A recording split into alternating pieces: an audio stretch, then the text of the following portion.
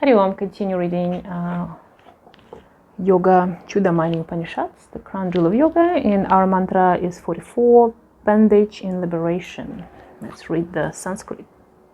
Kanda Kundalini Shakti Ashtada Kundala Kritih Bandhanaya Chamuthanam Yoginam Makshada Sada. Translation is: the Kundalini Shakti lies above the Kanda in 8 coils. For the ignorant it is a form of bondage, but for the yogis it always grants liberation. And we already talked about these coils in previous mantras, and we talked about 3.5 or 8 and why difference, so you can come back, have a look. The commentary: this mantra once again emphasizes that for those engrossed in the world, Kundalini is the cause of bondage, for it bars the opening of Sushumna passage and prevents one from rising above the experience of metta. Here the Kundalini represents the dual aspects of evolution, creation and liberation. In the process of creation, Kundalini descends from the unmanifested to the manifest dimension, from Sahasrara to Mooladhara. It is this aspect of creation which is responsible for man's bondage, limitation and ignorance. And here it's men's and woman. I'm not going to specify. Men's is a human. Kundalini Shakti creates by descending and maintains the creation by remaining asleep at Mooladhara. And we talked about this before, just several mantras before, but Kundalini come back about descent, ascent. There's some practices when you are usually everything in yoga, we're practicing to rising up throughout, so you kind of going from chakra by chakra half through Sushumna, and there's a practices when you actually going reverse.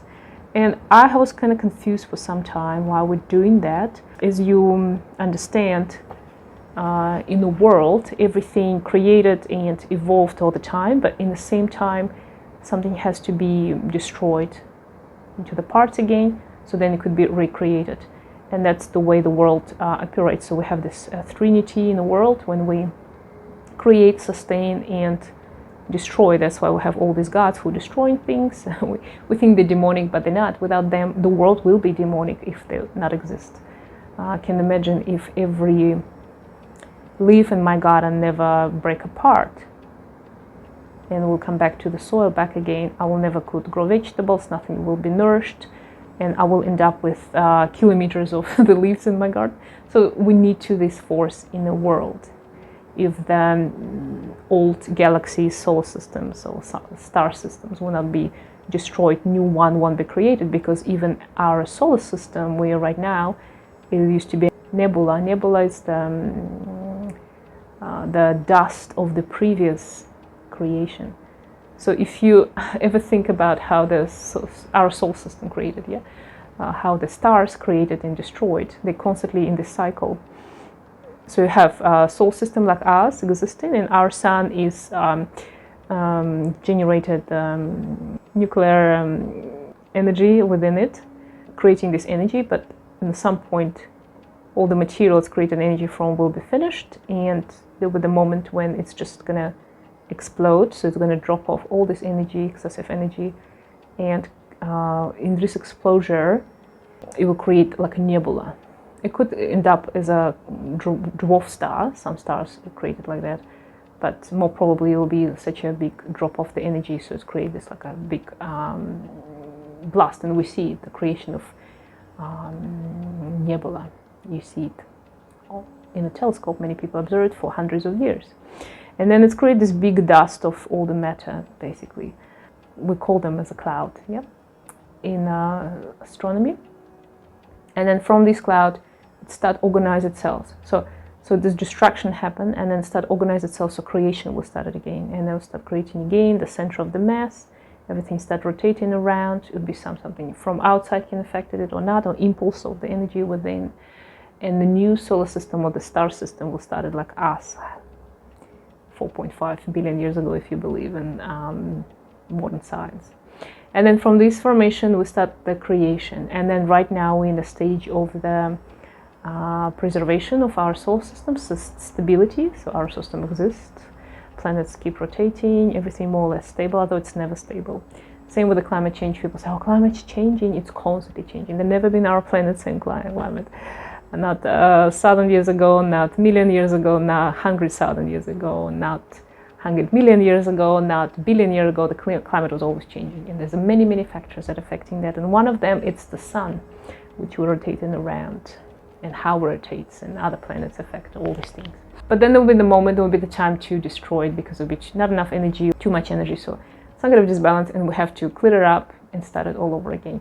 So the same happened within our body. The same happened with our Kundalini, and same we should embark in our yoga practice as well, because there will be the moment when we'll have to leave this body and start it all over again, or decided not to start it all over again. It will be up to you. What is your state of evolution? But the Kundalini works as well, same. So neither of it is good or bad. So it's not good that your Kundalini is dormant, sleeps. It's not good that it's awakened as well, rather than not. So it's all the parts of the, we cannot say our soul system is good and other soul system is evil. No, it's not. It's just different stages. I hope I explained it more or less. The descent of Kundalini is said to be the cause of Maya, or illusion. As Kundalini descends, it becomes progressively more gross and limited until no degree of freedom or self-awareness remains.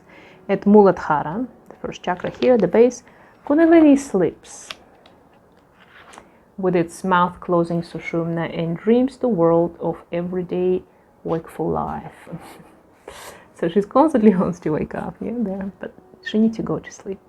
In this state, man is awake to the external world of name and form, in which he retains a sense of individuality and self-centered, and is asleep to the internal dimension of reality. So that's it's a great stage, but it's very that stage when we are. If you remember through your life, there will be the moment of your life when you're realizing who I am, why I am, why I was born here, why I was born in this country with these parents, why I was born right now, not 10 years ago, not 5 years after, and this kind of stuff. And then you're realizing why I was born in this body, when I was born as a girl or boy, or why I was born as a human, why I wasn't born as a bird. That was my thoughts when I was a child. They're so free, they can fly, and they don't need to go to work. And, they do build houses when they need to nest, but it's all given to them, so the life is abundant for them. And they don't seem like they suffer, animals. And some people dream to become an animal next life, so be careful what you dream for. We all come to this question, and this is our harankama, our individuality, our ego is waking up. And then you start realizing, no, actually, I need to remember myself, what I was previous to that. And that's when you come to the spiritual practices, or some people go to religion, or just self-study. So instead of outwards, you look inwards. And it's happened with all of us. I had the same. I was a long time trying to figure out this world, the science, the physics, climate, all these things. And then you're realizing that your answer's here within yourself. At a certain point in man's evolution, Kundalini began to awaken and arose man from the dream.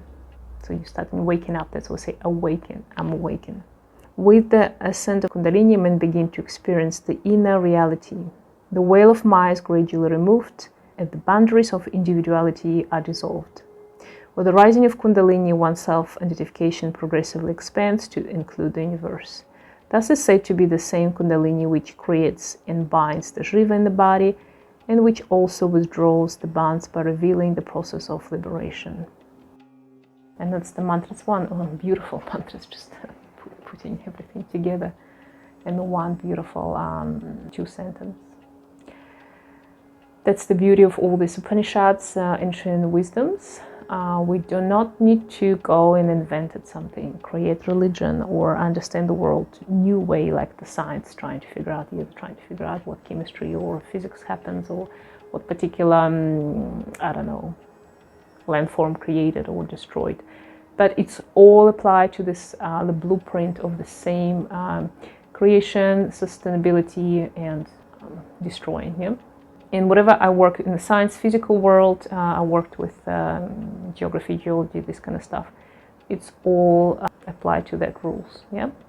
And how the system balances themselves or doesn't balance, it all correlates between these three main parameters. So you can see this kind of divine creation throughout there too. Same within our body. That's why I'm so amazed with these particular teachings, that your body can be, it's basically the map to the universe, to the soul systems, if you want to look on a global world. It's also all the psychology, social interactions, energies, spiritual interactions, all imprinted in us through the system of the chakras, nadis, how we develop, how it's all working. It's super amazing. And if you dive deeper every day, you're going to discover a new world. And there's two ways. You can, obviously reading ancient texts and have a guru teacher. It's a very great way. But what I do like also about yoga, that you don't also need this. You can just practicing. And by practicing, you'll start bit by bit start opening to you internally. I hope it's happened for you. Hari Om.